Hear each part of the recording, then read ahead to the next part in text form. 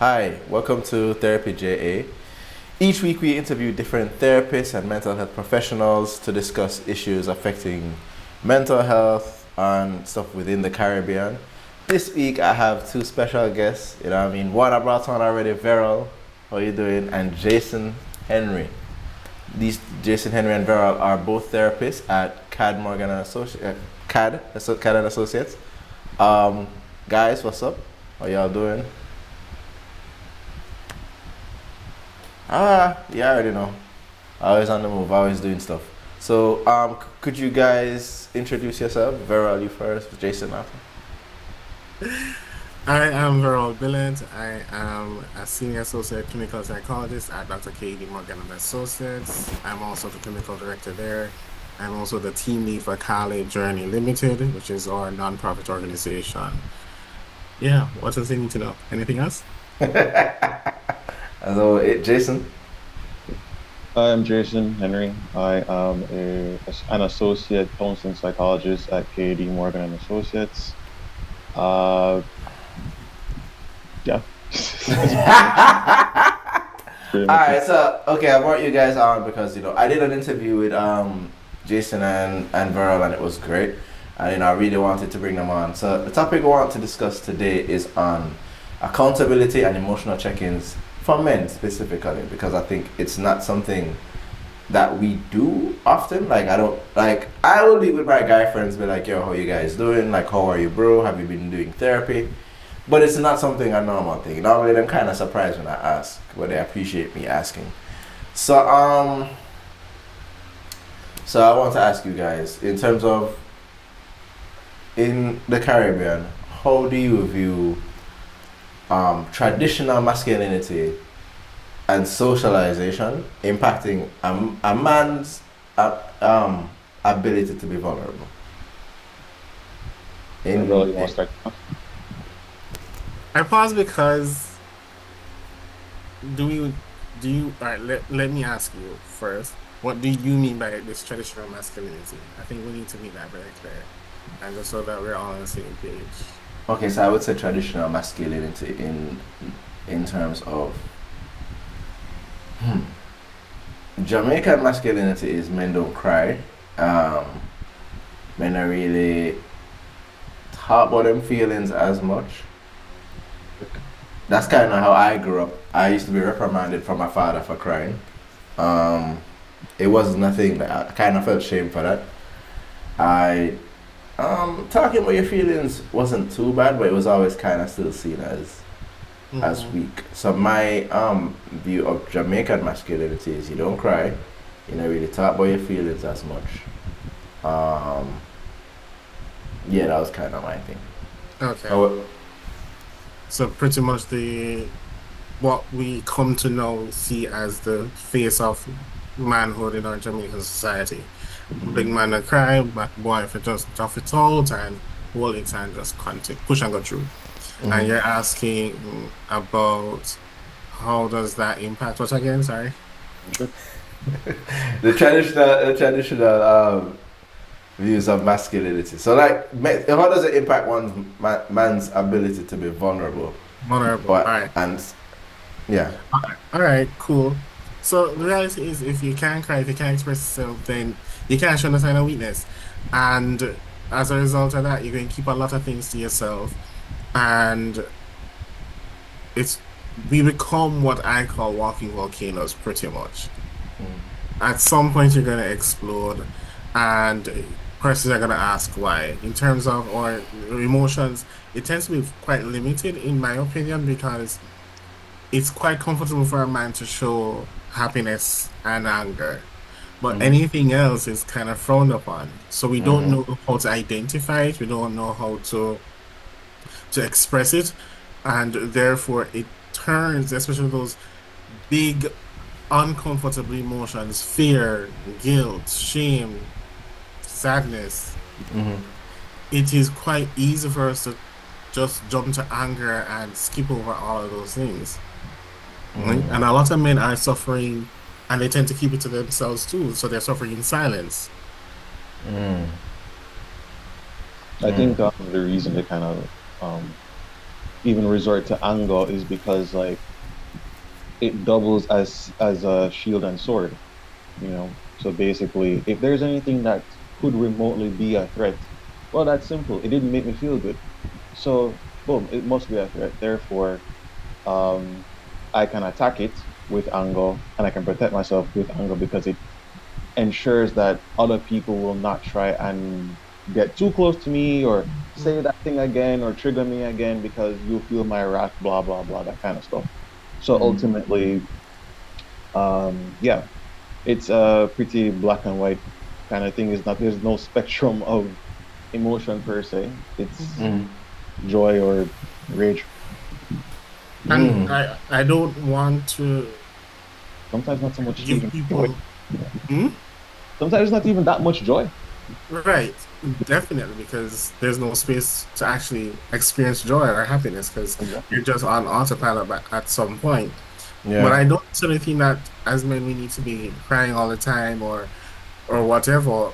But at the same time, we're human beings first and foremost, and that comes with certain functions to help to make you human, right? And I think that as men, we are also problem solvers. And I think one of the greatest challenges for a number of us is that when we don't see a problem, when we don't see a solution to a problem, it's like we're in our own personal hell, right? And we don't talk about it, we don't seek help, ask for help. We don't do anything like that because it's a sign, it's an open spot for weakness. And now we're going to give people ammunition to harm us even further. So we try for us, tough it out our wallets, or try and push and go through. Hopefully, it will work out later on, or we realize there's no solution to this thing. So something else happened. Yeah, I think a lot of times it's kind of like realizing. I think the fear is it not being a safe space, or your vulnerability being weaponized. So I think Mm, it's a level of discernment of feeling like who can I really open up to. I think well, at one point it was my family, and I think after a point I was like, well, I don't think it's a heavy burden to do that where certain emotional issues you bring into family to a point where they're like, I think you should see somebody, because I feel like men are afraid of being vulnerable because they just don't want it to be used against them down the line. And I don't know if this has happened to you, but this has happened to me where you think it's a safe space and it turns out the person uses it down the line. They're like what you told them in confidence. I don't know if this has ever happened to any you guys. it probably has. Um, but I think for me, I've gotten to a point where if I shared it with somebody, then chances are I may just hear it down the road. I'm hoping I can hope, depending on who I share it with, I may not hear it. But Mm. the other thing too, there is a blessing or there's a skill, I guess. We can learn how to discern one who's trustworthy, and two, in or another aspect to that is recognizing because somebody said that they care for you and somebody has demonstrated that they love you, it doesn't necessarily mean that they have the skills to help you with whatever it is that you have going on. And so some persons share their information, expecting a particular outcome from this person or a particular effort from this person, but the person don't have it to give. But I think when that vulnerability is weaponized, I mean, it just bulldozes trust. You know what I'm saying? So when that happens, it's like, okay, so especially like in the context where, I spent time getting to know you, you spent time getting to know me. I did not foresee any, Mm, like basically like exploitation. But and sometimes they might not have even meant to have this moment of vulnerability with you because they were going to use it in the future. But sometimes when they're angry, they're not responsible with the information that you gave them. So then they take some weakness of yours or some challenge of yours or some flaw of yours, depending on if it's flaw or not, or just perceived flaw, whatever. And then they say, well, you do this. And it's Mm. like, okay, well, that was shared with you in a moment of confidence, and it's not even relevant to what we're talking about right now. And in the context where it may be relevant, it's like, okay, but again, didn't I share that with you because I already acknowledged that that was a problem? Mm. And so it's very challenging when people are irresponsible with your Mm. emotions and with their emotions as well. I So, had, sorry, go ahead, bro. so I think that we live in a time where a lot of our people are experiencing this mistrust that Jason spoke of because, well, he calls it people being irresponsible with their own emotions and that of others or experiences. A lot of our people are hurt, simply put. Mm. A lot of our people walking around the place, they are hurt for varying reasons. And in a space or at a time when someone is like the wound has been melded with, right? So the pain is very active. They will use whatever it takes to try to make you feel just as much pain as they are feeling, or even worse. Isn't that toxic? Totally, yeah. Well, I guess it depends on the lens that you're looking at it from, toxic Uh, or survival. but I Are they mean, it's not. one? Are they one It's and not. the Survival. same? Are there two different things happening at the same time? It's not. It's not a hostile. It's not a matter of survival. It's a very. An argument is not really like. An argument can be seen as like a matter of life and death. It's an argument. You Hmm. know what I mean? So like, but I understand what you're saying. But it's just, is it a fear of exposure? They see it as survival when it But because it's an they see interesting it word that to way. use. That I think Verl is right in the sense that they see it as life and death. Not consciously, but like subconsciously, unconsciously. It's like if my opinion gets thwarted for yours, basically my identity got attacked. And so because Mm. of that now is like, well, if my identity is attacked, then my identity is me, therefore I'm dead. It's a stretch. When we talk about it like this, it sounds like that's it. But unfortunately, it is largely common. Look at it this way. If you tell a brethren or anybody something, right, in confidence, cool, and for you, should this get to anybody else, get to your circle of friends, get to your family, life as you know it, like you're so comfortable with your life. Life as you know it, if they get wind of this information, is now disrupted. That thought alone is very uncomfortable for many people. And so if somebody should break that confidence and share your information, your job, you are probably going to want to do something to level the playing field, or using legal jargon, discredit the witness or discredit whoever it is. Discredit the reporters, discredit the expert, right? If you will, right? So that you can hold on to the comfortable life that you have, or the life as you know it. Okay. Wow, man. That's how. How you guys? Could you give me like? Could you guys give me like a example? Have you seen something in your life or practice? Not breaking like a. Have you ever seen something like that happen in your life? I'd have to like really like choose a very specific one because it's fairly common, man. Like, I had an issue. I'm gonna tell you guys a story. Um, it was so I have like an issue with family. One of my family members is ill, and I remember opening up to a pastor. Right, I'm no longer at this church. This is how bad it was. No longer at the church. I remember opening up to the pastor about my dad. You know what I mean, and seeing stuff he had went through. And I remember I had an issue with somebody else in the church, and the person was in a leadership position, and they were abusing their power. Them like, and I was saying it to the pastor like, yo, this person is abusing their power, and bro, so I had a meeting with the person, and basically the pastor took the side. This is when I realized, oh, and this is not a good. This is supposed to be a safe place, but this place is actually incredibly some bad leadership, abuse of power, toxic. I hate using the word toxic, but it was bad. And like after the meeting, the pastor basically took the woman's side. He was not in the meeting, but he took her side.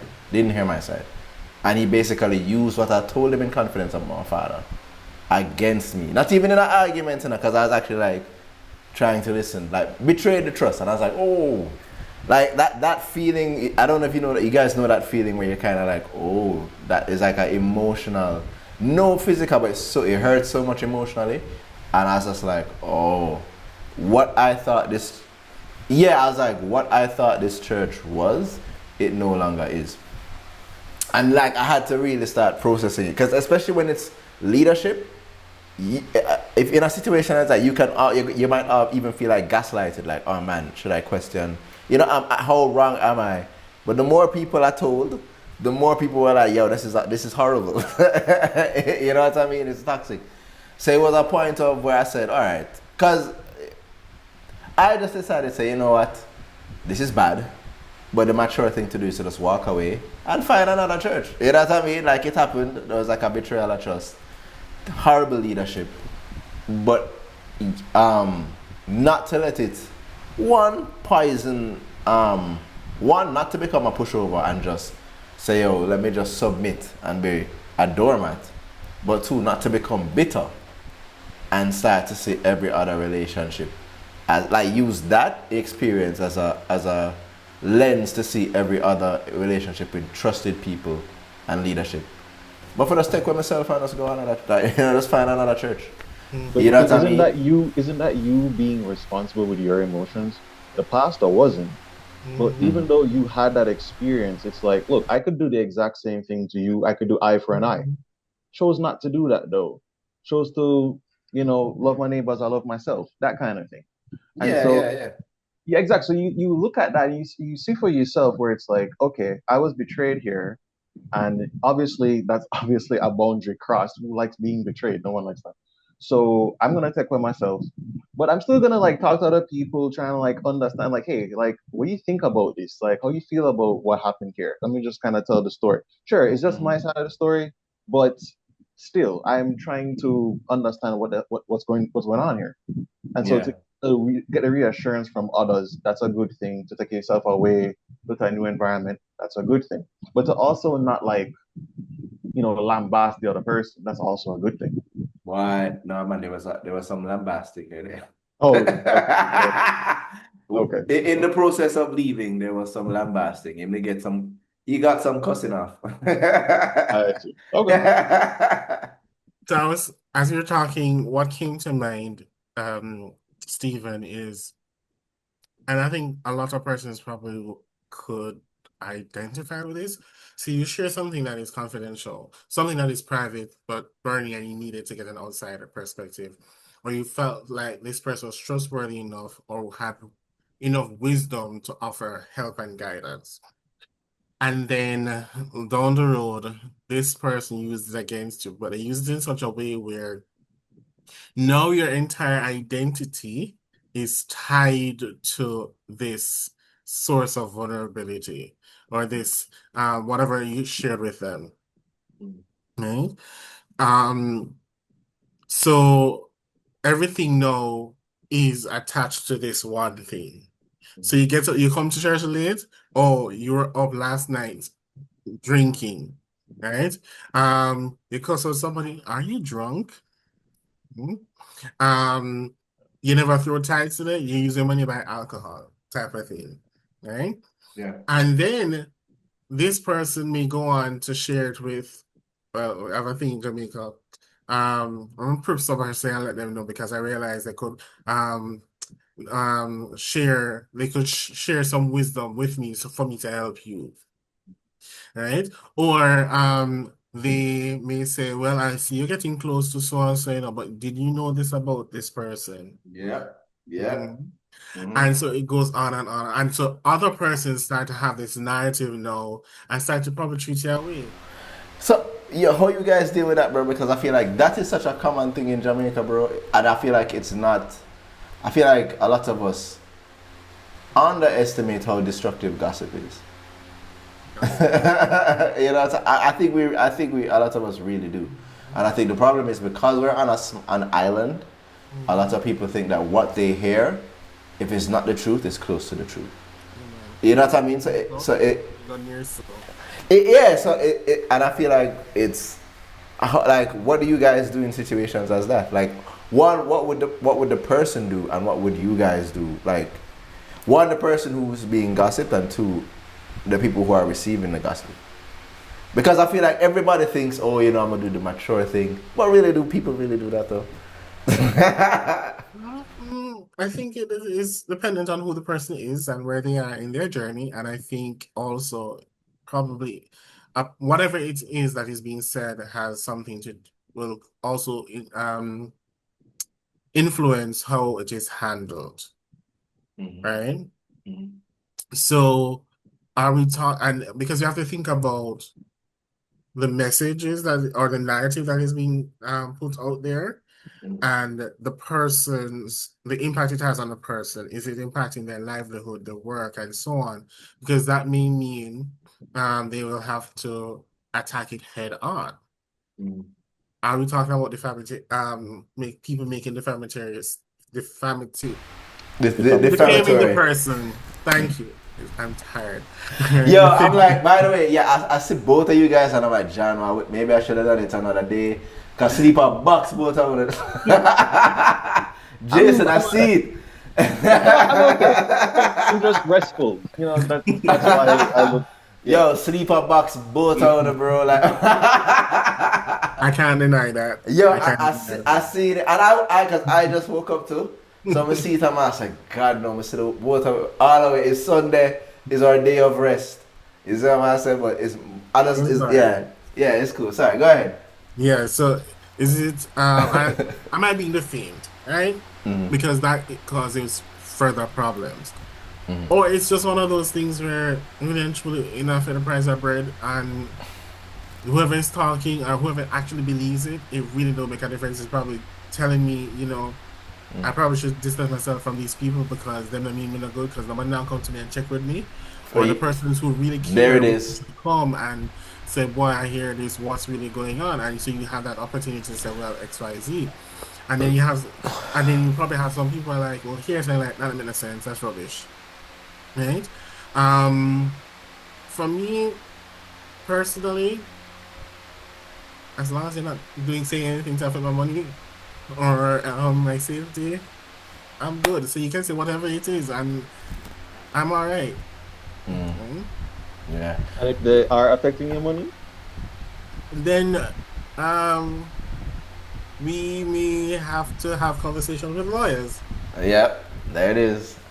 But Jamaica not Jamaica not a Jamaica have strong defamatory laws. We may have defamatory laws, yes. they have to, Yeah. because then people Look just in our whatever. newspapers. People ask people to retract information on social media and so on, and apologize because whatever that has been said is just not true. Okay. By the way, so I have a question for you guys, because you two guys are therapists, and I'm sure amongst your friend group, well, I don't know if you're in your friend group, them see you as the one to go to with them problems that people emotionally offload. How you guys handle that amongst friendship? Because, do your guy friends come to you like, bro, I go through this, blah, blah, blah, I need help? Like, what's the process for you two guys? Like, for when people come They were to you? doing that before I was a therapist. That's not. I'm agreeing with you, bro. That's not necessarily a good thing. You know what I mean. I can't say it's not inherently a good thing or inherently a bad thing, but it is something where I think people just kind of saw you as the more trustworthy person, the one who could actually like kind of hold things in confidence. the one Mm-hmm. who would be more sensitive to what's going on and judge less. Mm-hmm. I think I don't The know, we one, kind of give off a sense of that, and so people just trust the, us. the one who is Mm-hmm. empathetic, the one who can hold you accountable gently, but Mm-hmm. sometimes drip up in your chest and say, well, go on, let's get this done. Mm-hmm. Um, and so on. But I agree with Jason to say I don't necessarily see it as a good or bad thing inherently. I just see it as what is because I can say for my friendship groups, we all serve a purpose. We all contribute to the friendship. And for me also, it happened before I became a therapist. This has been going on for years. And what I can say about friends and family is that they understand boundaries and they respect my boundaries. Okay. So one of the things that happens in my friendships, are you in a space where we can have a conversation about something that is troubling me right now and I just need someone to hear it out? Mhm. Right. And if I say no, it's a no. And they also have spent time to get to know me well enough to say, well, Verol, you've been working non-stops for the past 2 weeks. Drop what you're doing or come Sunday evening, we're going out. And we're Mm-hmm. going to chill. And they know my vibe. I'm not into the party scene and I'm not into big, you know, festivities. Let's just go for a drive out. Let's go and just sit down and talk. So it is, so they are also helping me with Mm-hmm. my own emotional stuff as I help them whenever it happens. Okay. So, yo, do you guys have like a low pressure way for checking on your friend? Like, so you can tell that something is deeply like, what's a low pressure way you guys checking on your friends? Yo, one. Yeah, pretty much. Um, It's a great start. um, Yeah. because there's a mutuality here. Like I know we haven't spoken in a while, but me I call it Wagwan. Like what's going on? Or um, I don't necessarily ask how are you, but Mhm. but it's I guess it's asked in different ways. Um, how is work going? How are the children for those who have kids? How are how are the relationships that you're having? And then you just listen. So active listening plays a huge part in the whole process because then you can nitpick at certain things if you realize this one needs clarification. Maybe Jason, I don't know if you want to agree with this, but maybe it's because of our training that we're able to pick up on these things Mm. too. Um, and then for those who are active on social media, you see certain things that they post, and you're like, wonder what that is about, right? And That's a then, good one. That's a good one. yeah, and then, or you sending memes and reels and TikToks, and you see certain things, and maybe a comment was made on something, and you're like, let's check in. What's going on with this one? Or does this remind you of something that's going on at work right now for you? Right? Things Yeah. like that. You We can get very intentional with it because, like, if you really are seeing something, I mean, I guess, I don't know, my friendships maybe a little different from other people, but you might see them like post like a status, like Pearl said. And then I'm like, yo, dog, what this? You know what I'm saying? Because we have that kind of relationship where it's like, you can just like kind of just like fling it and just be like, yo, what's going on? Da da da da da. But if it is something that is more sensitive, you can be more intentional with it. It's like, yo, I hear say such and such was going on. Like, you doing all right? That kind of thing. You know what I'm saying? So if you can actually like see what's going on or you heard it or whatever, um, just you can actually just say something. They may not feel comfortable with wanting to talk about it. You respect that boundary. And then also, and Verl, you can tell me if you agree. There's sometimes you see some things where it's like, I'm not touching this because it's not my business. Yep. I'm gonna leave this alone. I've also I've said to friends, look, all right, this is going too deep. Tell me who you want in a therapist. I'm recommending one, two, three, four, or I just send them a list of people. Choose one. Do you want me to come with you for the session to make sure that you're there? I'm open to that, but I'm not taking this on. I'm not going to be your therapist. And you Oof, understand? oof. That yeah, I've had to do that. Yeah, you know what I mean. That's why, like, yeah, whenever people say, like, when people come into your Jason before, yeah, it's not necessarily a good thing because I've had that in times, and I'm like, I think you should. There's this girl I was like, I really liked her, and but then like I was starting to recognize, oh man, no, like like lack of boundaries because she would come to me with her problems, and me as a guy, I say, oh, she'll come to me with her problems. I can take on that emotional stuff. But the reality is, she can probably be saying this to anybody. It's not necessarily talking to me. She's talking at me with her problems, and it's not really an emotional connection. Like she's not necessarily feeling me. She just a vent. You know what I mean? So I had to set a boundary. I was just like, hey, I feel like this is something you should tell your friends. You know what I mean? Like your girlfriends. I'm not one of your girlfriends. You know what I mean? And she actually respected me. Like, it actually the boundary was like, But like I've had that. I've had that a couple times. And no, yeah, it's not. It's not. No, man. But I mean but that is not like a guy friend. It was like a girl that I was like as I was attracted to, and I was thinking, oh, she's telling me her problems. It can lead to something. But then you kind of have to check and say no. Like how men view emotional stuff and how women. I always think there's a difference. I feel like men will take on like emotional conversations as a significant thing, and women kind of see it as them just attack just for whatever reason. It's not necessarily a big thing. Um, but nah, man, yeah, man, I've had that. I've had that happen to me. I'm kind of set a boundary. Like I started doing that now. So I think a lot of men have this fear of being seen as like bitching when they're like venting or complaining, or coming off as soft when they're having issues. So how how y'all deal with like is there a difference with venting and bitching, guys? Is that like a thing of toxic masculinity? Because I've had that fear sometimes where I kind of hold it because I don't want to be seen as weak for having an issue. You know what I mean? I don't know if you guys understand what I'm saying. Because there are times where you see people who, like, something bad happens. Okay, bad things happen to everybody every week or month or whatever. At some point, you're going to face some adversity. At some point, you're going to experience some discomfort or whatever. But when you're constantly just like spewing it, you don't like open yourself up to any kind of like opinions from others to kind of help.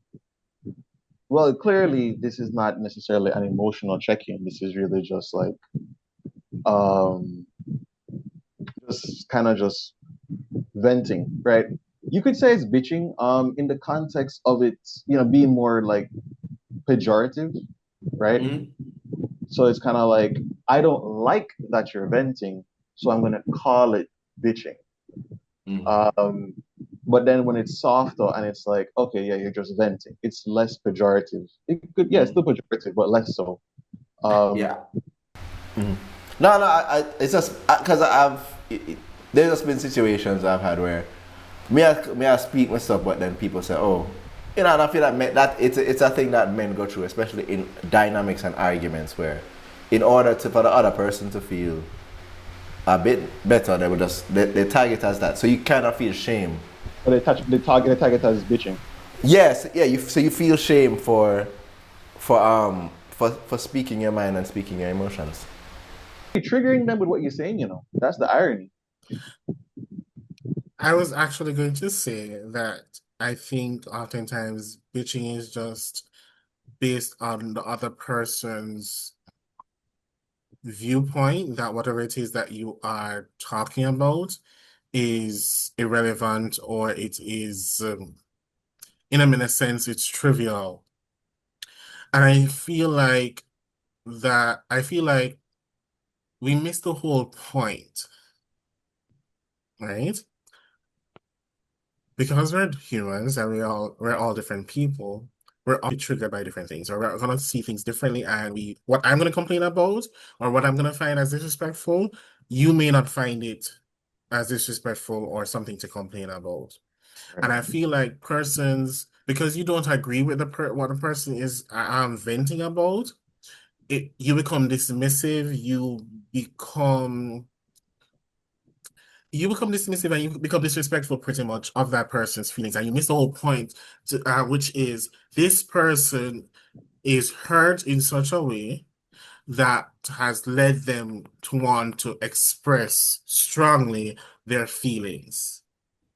Am I Without making that. sense? Yeah. Mm.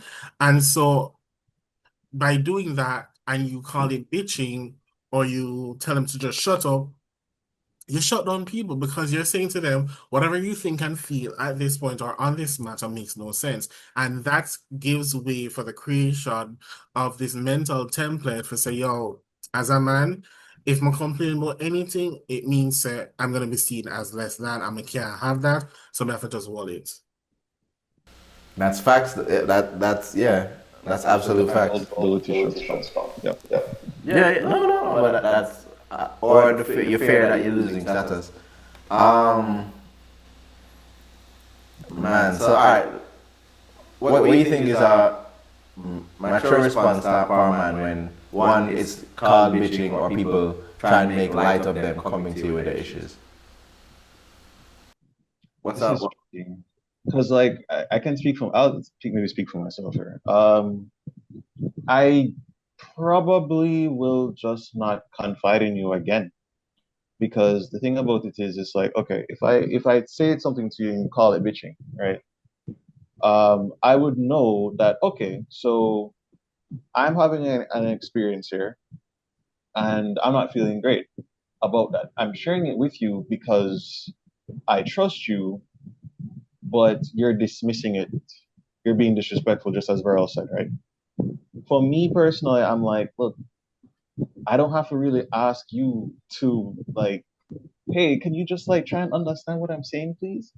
Like, I might do that, but my word is it seldom. Because typically I'm like, dude, you're just not equipped for this. I'll go and find someone else who is. That's kind of how I kind of tackle that. Same. My thing is, if I ever approach anybody and they say, yo, you're bitching, shut up. You're not my tribe, and I move on. I am of the belief that if you are with me or you are for me, you're a part of my what I call my tribe, my support system. Even if you don't agree, right? You can recognize that here I'm in pain or I am going through something right now, and you can provide this space. It doesn't necessarily mean that I want you to solve problems. It doesn't necessarily mean I want you to say anything. Chances are I just need to hear it out and for someone to just listen. Right?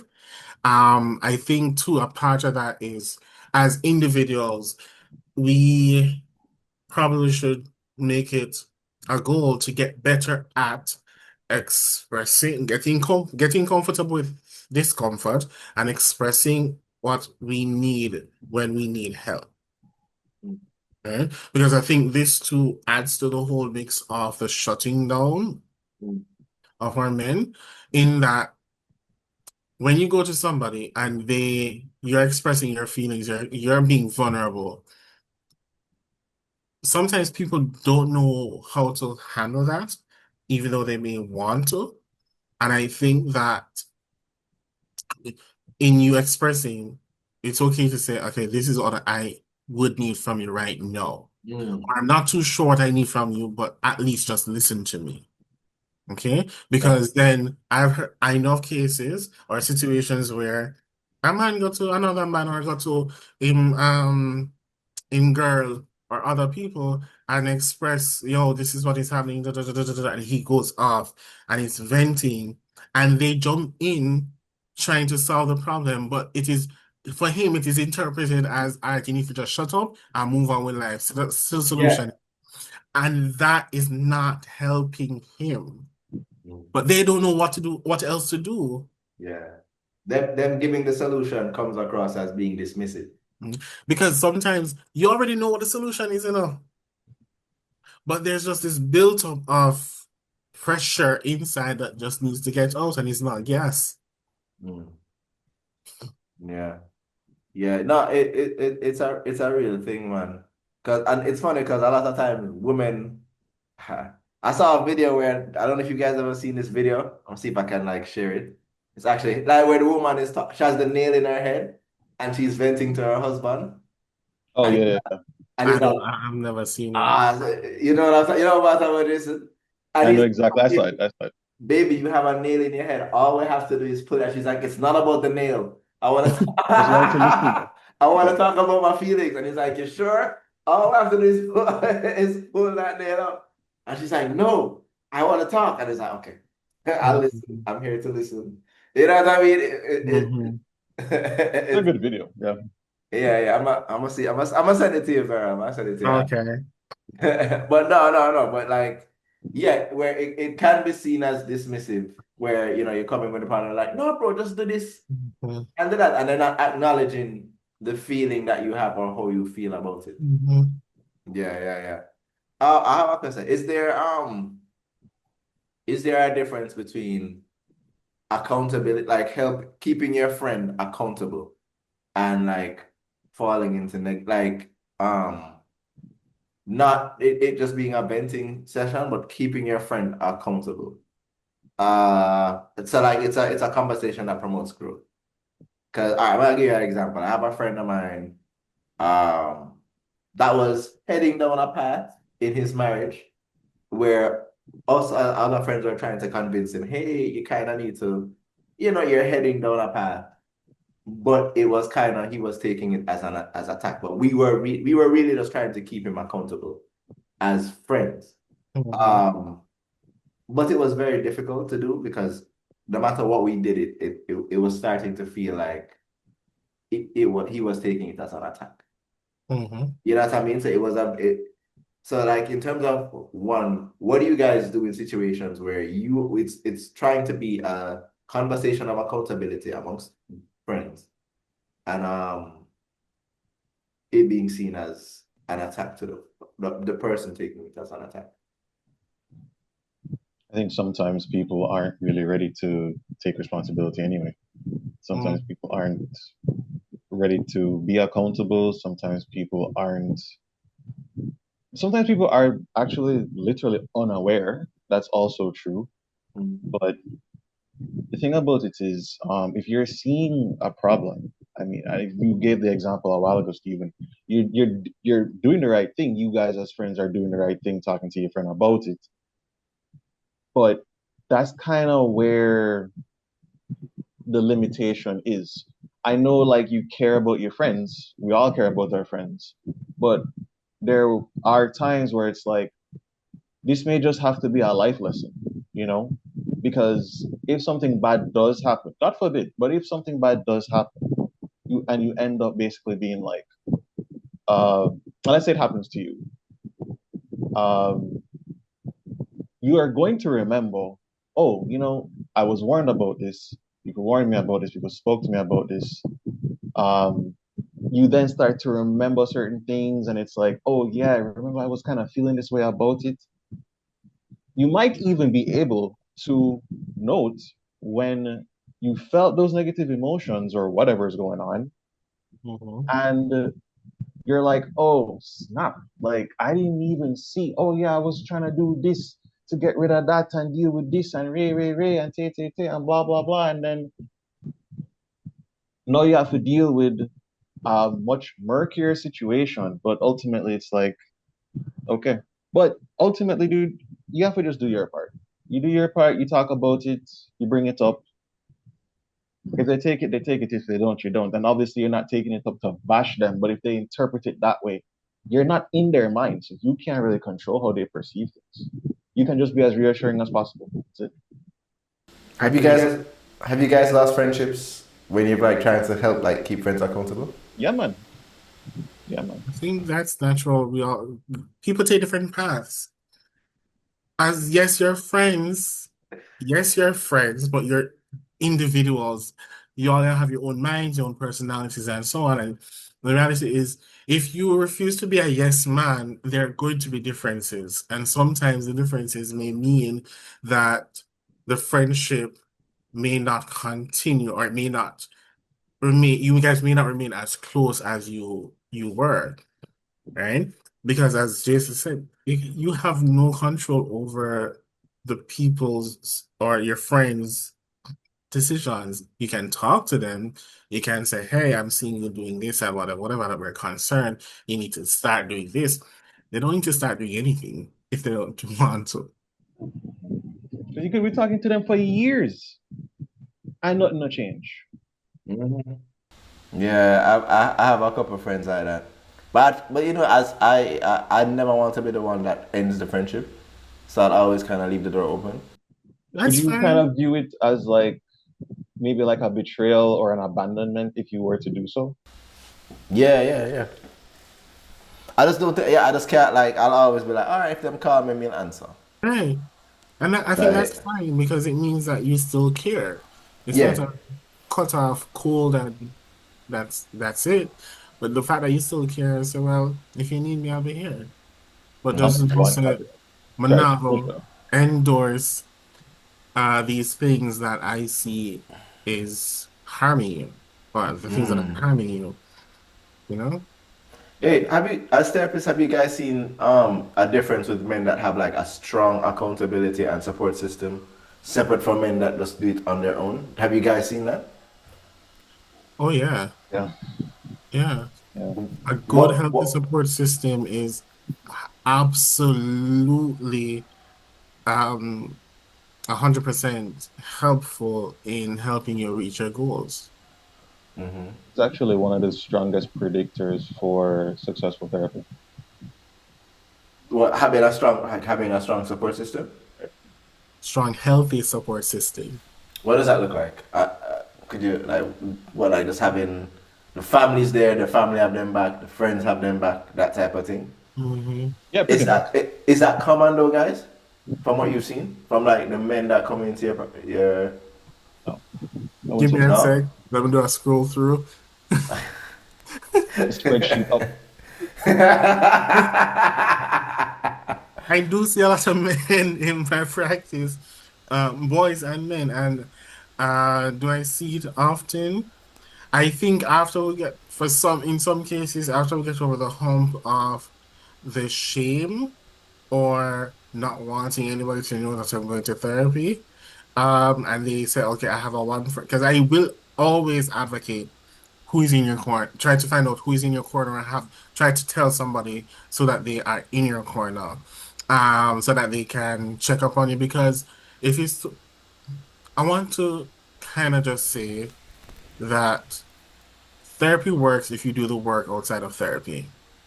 Okay, yeah. So if you do the work outside of therapy, right, you will get to see, because you come to therapy for 50 to 60 minutes. We talk, we share resources, we help you with tools and so on. But the actual proof is when you put it in effect outside of therapy. And you're going to need help from accountability partners or friends or whatever you want to call them to help you along. And I've seen where that works tremendously. Whether it's your son who is there to even take you to listen to you, whatever, or it's your group of friends.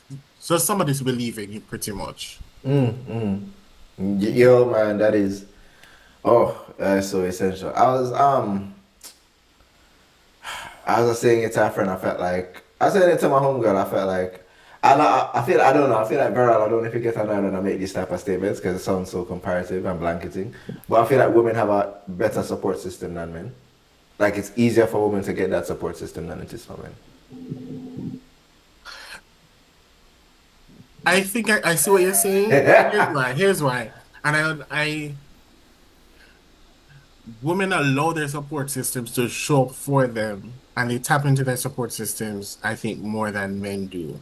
And men, and I think women's connection with their support systems go much deeper than a lot of men with their own support systems, right? Because let's go back to even the check-in. right? Mm, mm, A woman will call. A woman will call her girl, home girl and say, "Yo, walk on," da, da, da, and they're on the phone for whatever, however long, right? mm, And when they come off of the call, they can tell you the fullness of all that is happening. mm. With some guys, it's a message. Yo, you good? Yeah, I'm good. All right, cool. Later. Cool. Ah, Let's say a word, my G. mm-hmm. Right? Desire. Yes. Or you see a virgin on the roadside. Yo, dog, you all right? Yeah, cool. Respect. Mm, You do have some male friends who they say they have really deep connections, but I'm not sure how popular that is. I highly doubt it's as popular as that of women, no. right? And I wish we could get there because we have a lot to men have enough for chat about, you know. Mm, mm. Yeah, We I go think through I I enough, want you know. to. I want yeah. to. I want to throw in like one little monkey wrench in this, because Devil's like advocate. I mean, it's Sunday, so that's why I never want to call it that. Anyway, but I would say women, I think, do have more access to support systems. Like even for example, like you take for example homelessness, right? Mm. Think about who's more homeless. Is it Men. men or women? It's not even Men. close, right? Of Mm. course. So, because say, yo, it's gonna be very difficult to just like find out homeless women. I mean, yes, they do exist, but compared to the amount of men, they far exceed them. This is what it is. Um, but what I would the monkey wrench, the devil's advocate thing that I'm gonna say is really more so to the fact that a lot of women come to therapy more as well. Now that again goes to what Beryl is saying in the sense that they will rely on their support systems and stuff. But I would also question if they are coming to therapy, it could be that they lack an adequate support system, which is why they're going to therapy in the first place and why they again outnumber men a lot. So just in like terms of just people that I've known in life and clients in general, um, the support system for women can get kind of tricky because sometimes it kind of goes back to what Steven was saying before. Because it's like, yo, you think this person is safe. And, for all intents and purposes, they were. But then eventually there comes a point where it's like you said something that triggered them so hard that they're now gonna say, yo, shut up. I don't want to hear about that. Or they dismiss you. And so then there comes a question of like, who really has it better? Because I've seen where in certain male friendships, like there's a certain things, they don't joke about those things, they respect certain boundaries. But with Mm. women, they kind of don't respect certain boundaries, or they pretend to care about this person. But when Hmm. it comes time for the tough conversation, they do not venture down that road. I've seen it on both sides. So that's why it's kind of like, Okay. Okay. Mm. Girl, you want to say something? Jason said something a while ago that gave me reason to pause because I was just flipping it around in my head about more women coming to therapy, maybe because they don't have the best support systems. Mm-hmm. And I think that's something that we may need to do some research on. Um, because I don't know what the latest research in this area is, but it may, it could, as I said, it could be that they want to rely more on that support more than men who are hmm just trying to tough it out and stuff. But hmm because like we're all living in the same society, you know what I'm saying? And Yeah. there is a difference to Um, women and and certain sensitivities that they have, whether emotional hmm or physical. But the fact that they still need therapy, I mean, everybody needs therapy at some point, right? Mm. Um, Yeah. but yeah, but it does really kind of beg the question, like, is this woman's mom like adequate to really help her, Mm. or does she have No. like some stuff from the past that she bringing into the future, and her daughter is like, yo, but that don't make any sense. I have seen empirically that don't make any sense. I have seen experientially that don't make any sense. No, but this is the narrative. This is the culture. Mm. Mm. Mm. Yeah. Mm. Okay. No, I would, no, man, I'd agree in terms of, what hit me, man, the other day. Well, it was just because I used to go to my fam with my stuff, and my fam was like, "You need to sit there." My sister was like, "You need to sit there, because I cannot take this on." And it was kind of like, "Yo, you know what, you're right," and I don't. This can sound very toxic to say, because I think a lot of men, especially when it comes to like dating and relationships, I feel like a lot of men have an expectation of it being a safe space, and I feel like that level of vulnerability in relationships, I feel like we should always, that vulnerability is for professionals, or like, for someone that can handle it, like professionals. All right, Some wait, people give me go, some clarity on that, Steven. So you're saying like you think, all right, so like a romantic relationship, the I, vulner. Go ahead, go ahead. okay, so in romantic relationships, I think you do not go to you do not look for that safe space of vulnerability early in your romance, not in dating. I feel like if it's your, even if it's your wife, like if it's your wife, I would kind of be like, ah. But it's your wife, so yeah, that is family, so then that's different. But I think men should not look for empathy. Men should not look for empathy and vulnerability in women that they're dating. I feel like that's for, hold on, Bara, wait. Listen. No, don't, no. There's something I want to say on that, but let you finish. I'll just say, like, I feel like you should save that for a professional, because I feel like, no, let me not say I feel like, it's not a feeling, it's just, um, has this ever happened to you guys with someone you're dating? They tell you it's okay for you to be vulnerable. This is a safe space. You become vulnerable with that person, and somehow the relationship falls apart in a quick sense of time. Both I would have just Personal. both of you guys did And this. so this is what I wanted to say, right? This is what I Both of you wanted guys to, did this. this is what I wanted to say, right? To some extent, to a lot of the extent, I agree with you. Surprisingly, right? Here's why. I think this whole concept of safe space is being tossed around a lot. Oh, men need safe spaces, women need safe spaces, children need safe spaces. Yes, I agree.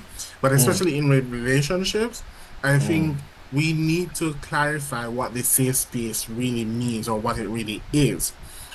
And yes, I've heard, oh, you can be vulnerable, you can share your deep darkest secrets, and all of that. But the reality is, a lot of us aren't built, do not have the capacity nor the resources to handle somebody else's vulnerabilities, even if it is your husband or your wife, right? And therefore, it really is up to you seeing a therapist, a professional to walk you, a qualified professional who is able to walk with you through these challenges. And therefore, the role of the spouse is that of support. Do they need to know the ins and outs of what happens in? No, they don't. I'm not advocating for lying, no, right? we're not advocating or that. or having deceit or living double lives. That's not what I'm saying. But the reality is, you enter into a relationship, even up to the point of marriage. Life is always going to be happening, and things are always going to. Mm-hmm. You're going to be responding or reacting to different things that have happened, and they're going to hit various sore spots across your lifespan. Your spouse, chances are, even if your spouse is a psychologist, they will are not that person to solve all your problems. There it is. And I'm not throwing off looking at anybody out there in the world, right? Nah, Just saying, right? it is a big, it was, I don't want to say it's a big epiphany, but it was just something where I said, because it was, yeah, man, I just say, yeah, I just say, man, I don't think it's safer for men to just not look for empathy from women that they're dating. Because when you really think about it, you shouldn't. You really, dating is supposed to be like funny. What you say, Jason? I have to jump in a little bit. I have to jump in a little bit. I have to jump in a little bit. All right. So All right. Not expecting empathy. Go ahead, Jason. Yeah, no. You see, that's the thing. It's like, is how you phrase it, Stevens, is like to look for empathy with someone that you're dating, even at the start. For me personally, I'm like, and granted, I am different. I understand that and I accept that. But I think when it comes to like the relationship aspect, right? Mm. The whole point is love, right? Now, love is it's easy to love stuff that you like. It's easy to Mm. love stuff that you enjoy. It's easy to love things that you think are good, right? You're not going to get no marks for that. Anybody can do that. Anybody.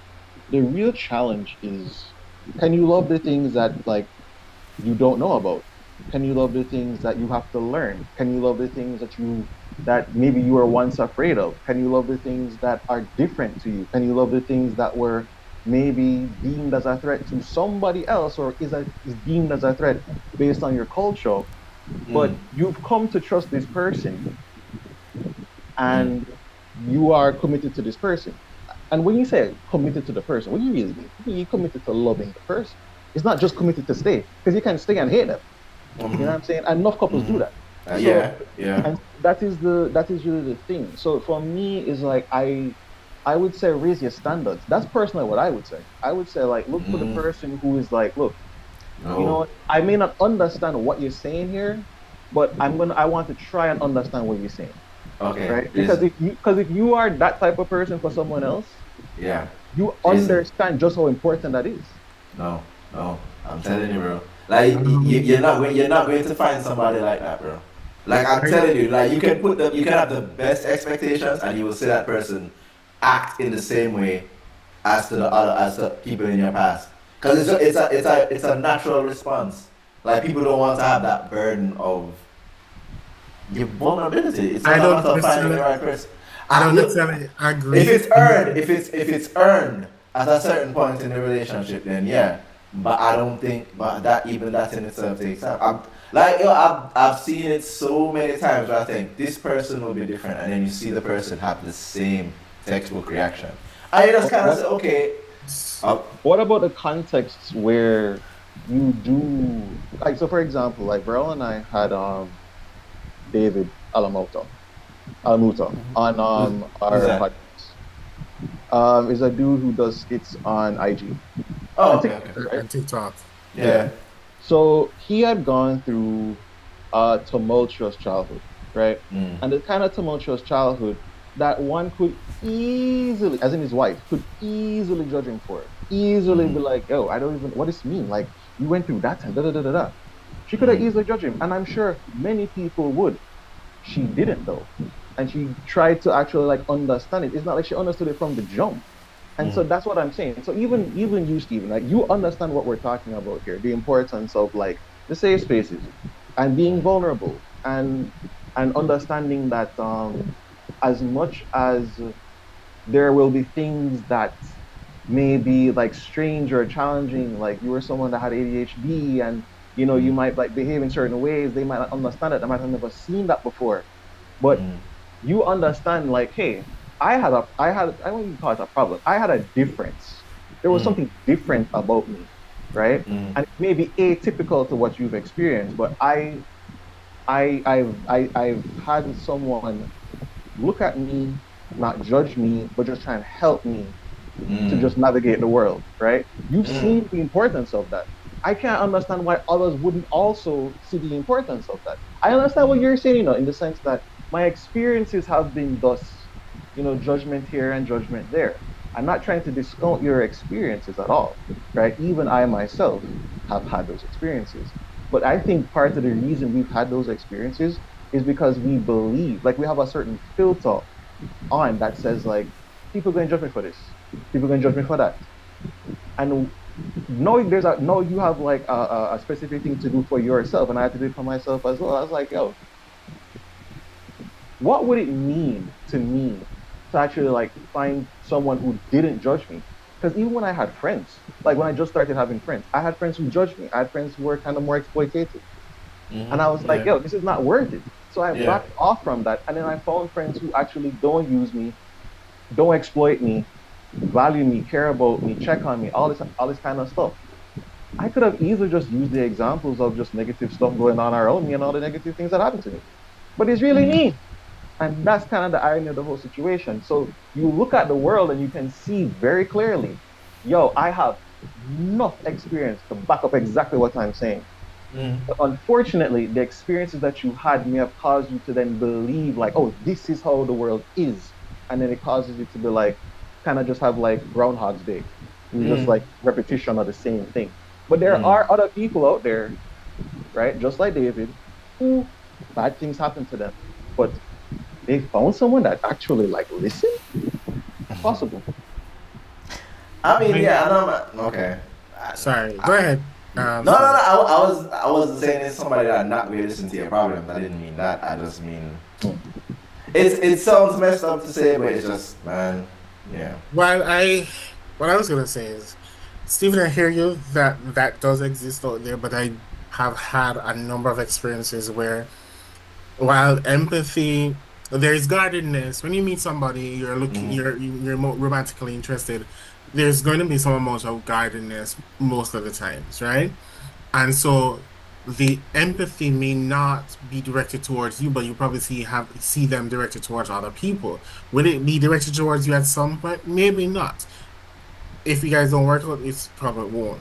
And that can be for a number of reasons. But I've also seen where um women have been very empathetic to men that they're very much interested in, very close to the beginning of the relationship. Mm. And I'm thinking about a couple right now, and they're quite happily married for years. Mm.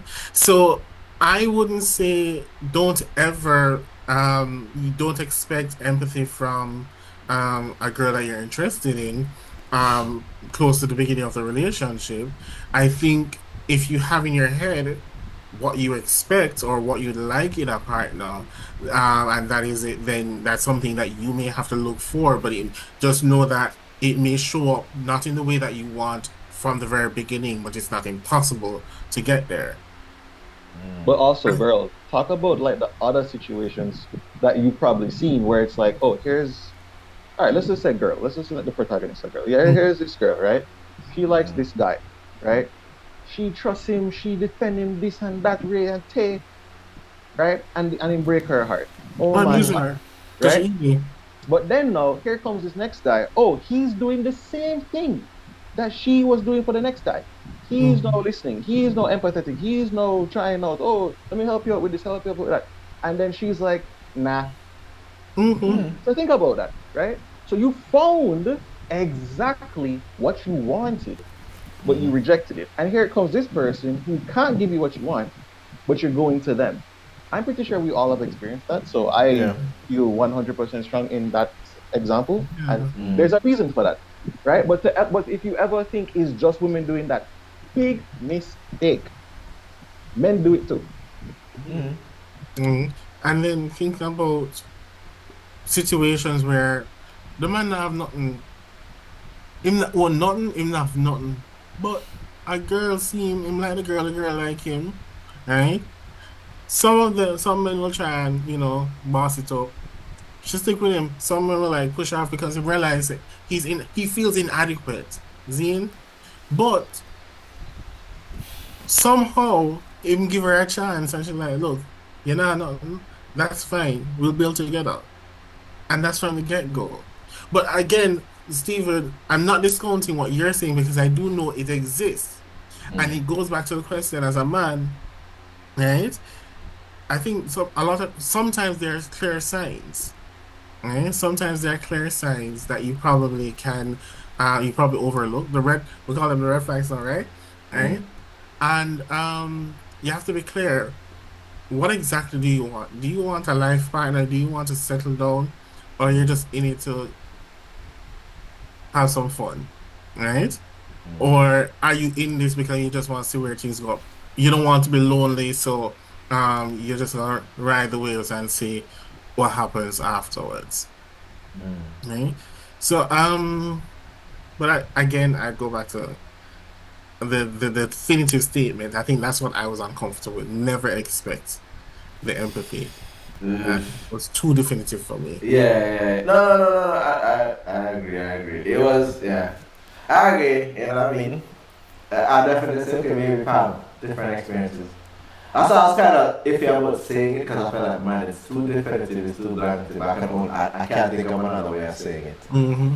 You know what I mean? I would have kind of like, okay, yeah, let me see. Oh, here's a good question. I'm about to wrap up. How do healthy male friendships impact men's romantic relationships and their roles as partners and fathers?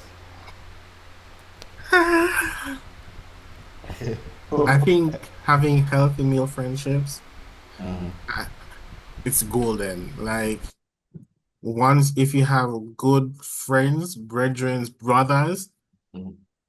they help to keep you accountable, I feel. Mhm. And there's so many you feel like you're not doing this alone. I think a lot of men Mhm. feel alone, Yeah. right? And are lonely. They may be in relationships, they may hang out with a lot of people, they may be the life of the party, but deep down they are alone, they are lonely. And I feel like if you are able to find your set of brothers and where you can talk about things, you can share things, you have it may not be all of you, but some of you have children, and everybody's uncle, right? The kids grow up together, you share experiences. Um the wives, if they get along, oh well. But it means that you have this, I guess, chosen family, if you will, where there's a community, there's connection, and I think we don't recognize how powerful connection is and the importance it has in keeping us healthy. Mhm. I So don't think that. when you Sorry, go get on. to 40 and you start doing and the doctor starts to recommend the prostate exam, y'all come together and say, all right, we need to toughen up now. This needs to get done because guess what? We We need to all. see our children get older, right? So, and we do know that as Black men, we are at the top of the list for prostate exam, cancer is concerned, right? Just so we all know. And so there is, you are able to find common purpose and push each other towards your goals and build a little friendly competition if necessary because it helps to boost health in all its forms, I think. The only thing I'll add to that is the friendships definitely take pressure off of the relationship, off of the marriage, because like you can't just have like your partner be your everything because they can't be, and you can't be their everything. It's just not practical, you know. Mhm. Yeah. Because your wife, your spouse, they're gonna have their friends as well. So that's important to have like community, Yeah. not merely just a community of two. Mm. Mhm. Yep. Yeah. There's actually a study that said that I saying in couples, the wife normally has a better friend group than the husband. So normally, like when the husband dies, the wife actually, I mean, it's easier for the wife to kind of maintain, like, live longer because she has that support system. When the wife dies, unless the husband not marry again, like he normally dies like shortly after Mm. because of that, like that, woman, the wife normally has a better, a wider community, more friends, friends in the church, and the husband normally not so Mhm. much. Not This is not all of them, not like a blanket statement, but Mhm. normally that's what finds. All right, so okay, I like this question. So for men listening who feel they've missed the boat on building these kinds of friendships later in life, what's your advice for getting started? Because a lot of men, you know what I mean, some men, especially the single ones where all our friends them married, them have them kids. You know what I mean? So a lot of his friends who are them kind of have them own life. And Mhm. it's, sometimes as an adult, sometimes it's a little bit more difficult to make new friends. Mhm. Yeah. Um, I think you need to look at your own values because if you know that, you'll know where to go to Mm. find like-minded people, to find people that share your perspective, share the interests that you have, and you can make friendships that way. Mm. It don't have to be like the most difficult thing in the world. I know sometimes it can feel intimidating because, like, oh, but I don't know anybody. And I don't know if people might like me, or if I might, or people going to text me if I'm going to like the people that I see at this place or whatever. But honestly, sometimes it's also just good to kind of like just hear people talk and just like have an appreciation for other people. So I remember Verol and I don't remember which episode it was, Verol, but it was the one where I'd asked you, like, what does it take to be a good friend? And I hope I'm Mm. not keeping the answer you're about to give. But you said, yeah, you said, like, just be a good person. Part of being a good person is being interested in people. So if you're actually just interested in yourself, yo, dog name yourself up, because no one's gonna be interested in you, because they're gonna Mm. tell that you're just in this for yourself. So if you take interest in other people and interest in what they have to say, you have interest in yourself, because that is also important. So you Mm. know what you value, so you know where to go. So I Mm. think with those things in mind, and instead, I think you will be able to navigate yourself to some good people. Um, Ditto, but I was gonna say that actually. What I Yeah. was going to say is this: it's never too late. It is never too late. Um, it means that you may have to adjust. It does mean that you'll have to adjust your thinking. I think it is a scary idea or a scary reality to realize that, okay, these people, these guys that I grew up with, all now have separate lives, right? And they have families and so on, and I don't have that. And that it can be for various reasons. It can be your own personal reasons, and that's fine. But if it is that you want to make connection, you want to make friends, I wouldn't say just leave those friends behind. Mm. You can plan things for family. Because if you have considered them family and they consider you family, you're part of that. And so be Mm. careful of the self-isolation Mm. phenomenon, right? Mm. Then I do think that a lot of us as men have had ideas of wanting to try different activities, and we are afraid to do so. Maybe because of the traditional masculinity idea, but you probably wanted to do dancing, or you wanted to do painting, or you wanted to do skydiving, or whatever it is, but it is not typically Jamaican to do these things or whatever.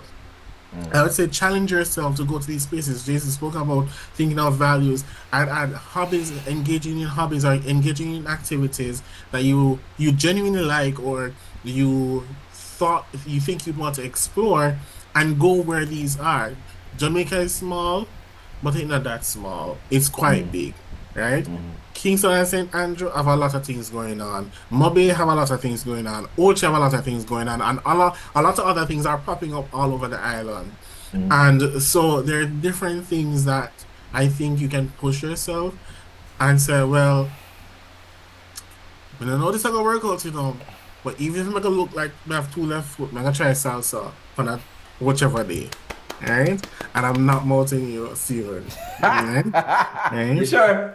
I'm sure. Or I'm going to try pottery up in Barbican, or there's so many different things that people can do. Pickleball is now a huge thing, Yeah, right? yeah. What Or is go it? to Right? It's car like show. tennis. Listen, I don't want nobody come for me. So anybody who really can explain pickleball, just comment down below. Yeah, Right? yeah. Right? But I hear it's really nice. Um, Is that where you like throw pickles at each other?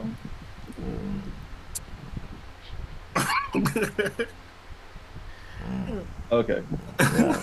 No, it's like tennis, Steven. It's like that. Yeah. Okay, okay. so yeah.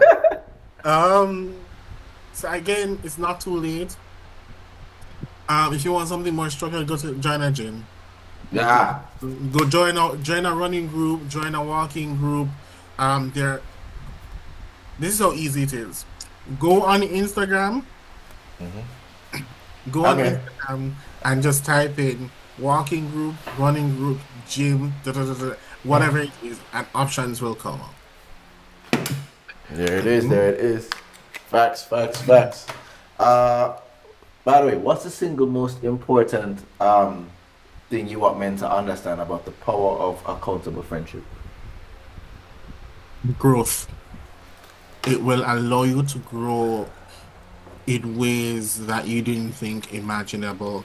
Because with those types of friendships, they will push you to do things that you never thought possible, or you think you weren't ready for.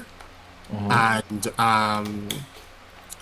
and again, and I think also they allow for the experience of happiness and connection.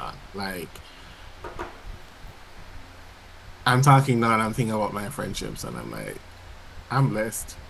Mm. And it's a blessing that I think everybody should experience. All men should experience this. Mm. I Jason, guess, what about you? yeah, I guess what I would say, yeah, the growth really is the answer, for real. I think, I think maybe how I want to phrase it would be the ability to be, yeah, honestly, it's growth. But I guess what I would have said, how I would have phrased it was like competence. I think Mm. as men, we always want to be like those masters at whatever we're doing, to be the best like Mm. no one ever was and bare things. And yeah, so it's like, Man, show to a Pokemon. of course. Say, good. Yeah. So the reality is like the only way you're gonna actually ascend is through like talking to other people, learning from other people, leaning on their strengths, you sharing yours as well. So it's like steel sharpening steel. Mhm. When you're working in isolation, you don't even know what you need to work on. You might be OP on something, right? And then extremely weak in some other way. Mhm.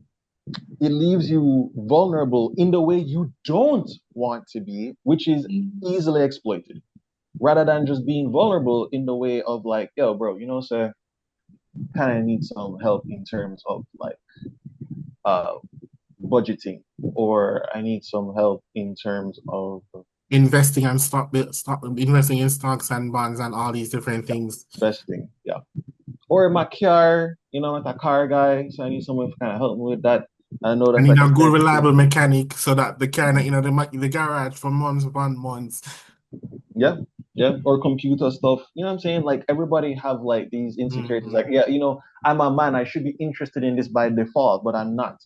So Yeah.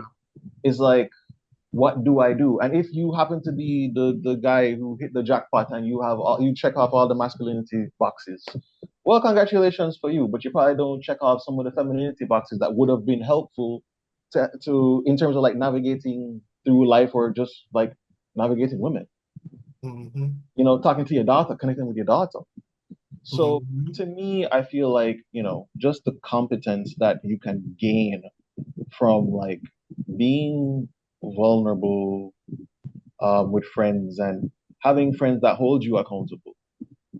It definitely, as Verel said, helps you to grow, and as I say, like improves your competence. Okay. All right, guys. Oof. Thank you so much for this. This was actually a really good conversation. Started off slow, but yeah, it actually got good near the end. While I did I fight to sleep, like, whoa. That's a Sunday evening for you. Yeah, man. Look, I know, but I can't do Mondays, man. Like, I have so much Yeah, going on man. It's all Mondays. right. Yeah, yeah, yeah. But all right, thank you so much, guys. Hey, once again, oh, guys, give your socials for people to follow. Oh, I am at my mental vitamins on Instagram, but you can find us more consistently. Well, for me, you can find me and Jason work or podcast on College Journey YouTube, College Journey, uh TikTok and Instagram. And you can Mm. follow our the practice page, Dr. KD Morgan and Associates. You can find it as Dr. KD uh Dr. KAD Psych Associates on Instagram Right. and All right. TikTok. Yes, sir. Right. So yeah, you can find us there. I am at Lawn Chair Psych. That's on IG and TikTok. Okay. All right, guys. Thank you so much once again. Tune in every week to catch episodes of the FHA. And yeah, definitely follow their page. I actually love their content. It's actually cool. Like, yeah, you know what I mean? Respect. Safe space for men, guys. Safe space for men.